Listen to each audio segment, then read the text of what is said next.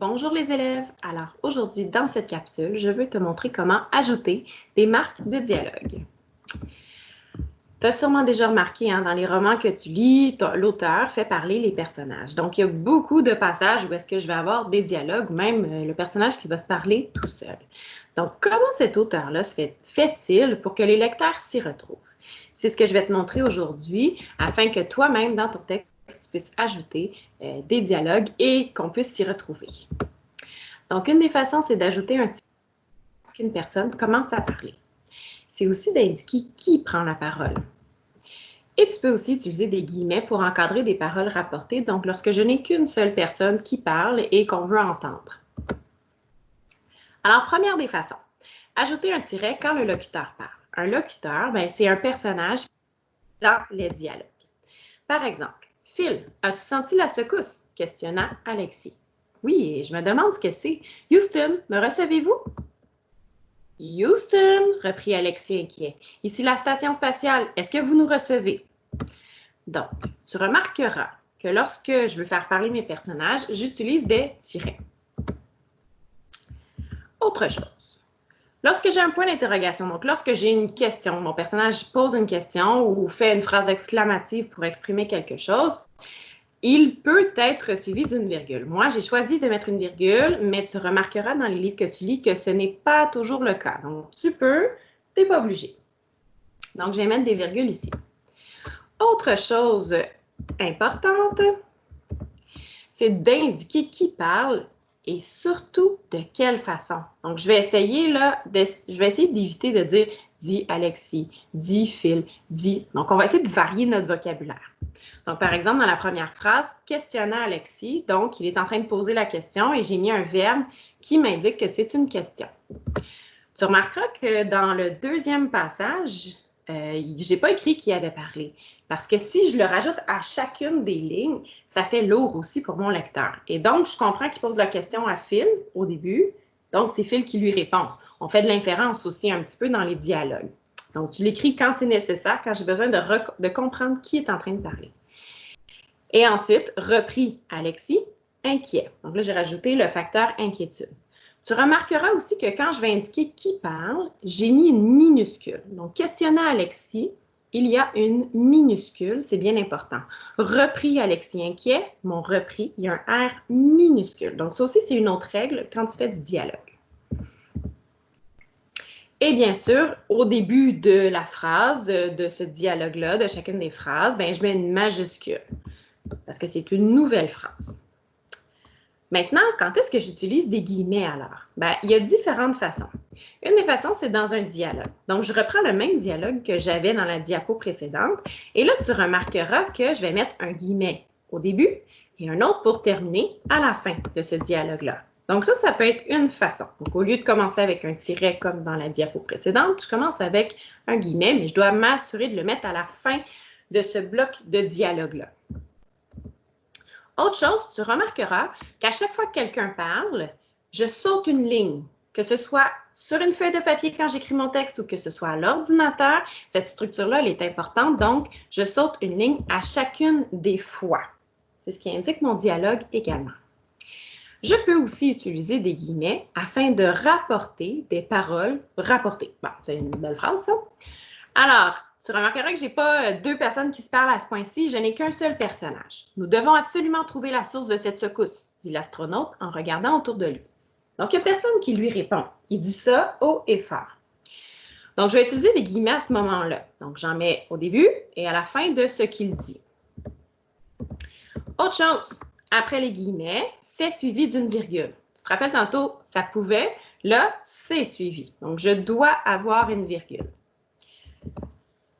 Je vais bien sûr dire qui parle et de quelle façon. Donc là, dit l'astronaute, vu j'ai utilisé un dit, c'est pas interdit d'utiliser le mot dire. C'est juste qu'on essaie de varier puis de pas toujours avoir dit.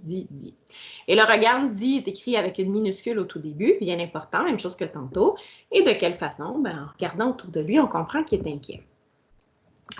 Une autre chose importante quand je fais parler mes personnages dans un texte, c'est que je peux utiliser les virgules pour créer des incises. Donc, ça me sert à dire qui est en train de parler dans la phrase. Donc, je n'attends pas à la fin de ce qu'il dit pour dire qui est en train de parler, je veux l'intégrer au milieu. Je te donne un exemple. Crois-tu que c'était une météorite? Demande Phil.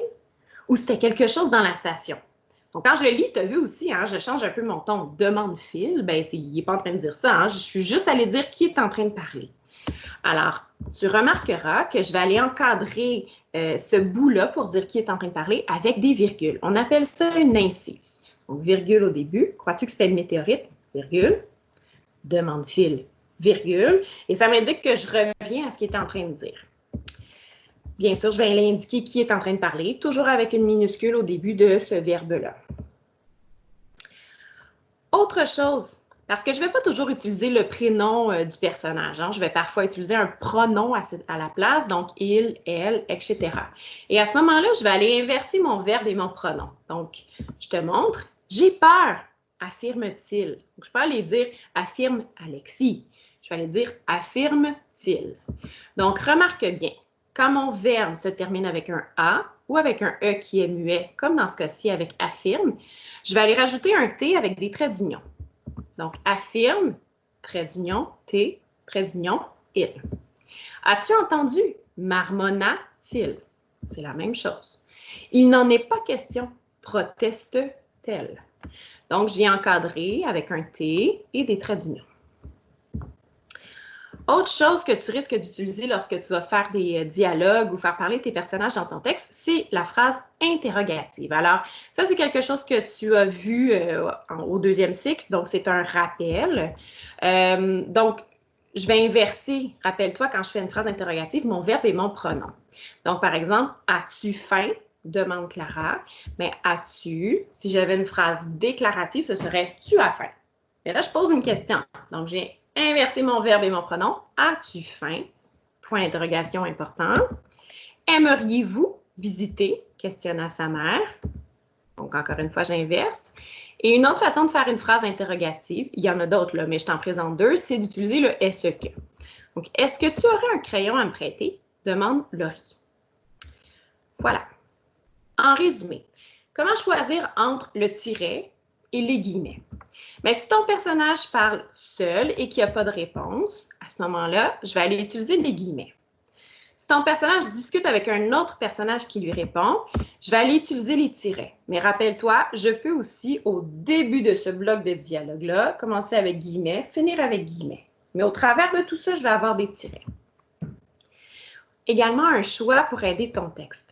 Tu dois toujours te demander comme auteur, est-ce que c'est nécessaire de faire parler mes personnages? Parfois, on a tendance à faire beaucoup de dialogues, mais est-ce que ça aide ou ça alourdit notre texte? Je te montre un exemple. Julie croise Marie à l'épicerie. « Salut Marie! »« Salut Julie! » Oh, c'était l'inverse. « Comment vas-tu? » demande Julie. « Ah, ça va occupé et toi? » répond Marie. Mais ce bout-là, il ne m'apprend rien du tout. Il ne sert pas mon texte. Je pourrais faire ça tout autrement sans avoir ce bloc de discussion-là qui ne me dit rien à part des saluts, coucou. Je pourrais dire, Julie croise Marie à l'épicerie. Elles se saluent et prennent des nouvelles l'une de l'autre. Je n'ai pas besoin de faire parler mes personnages pour dire ça.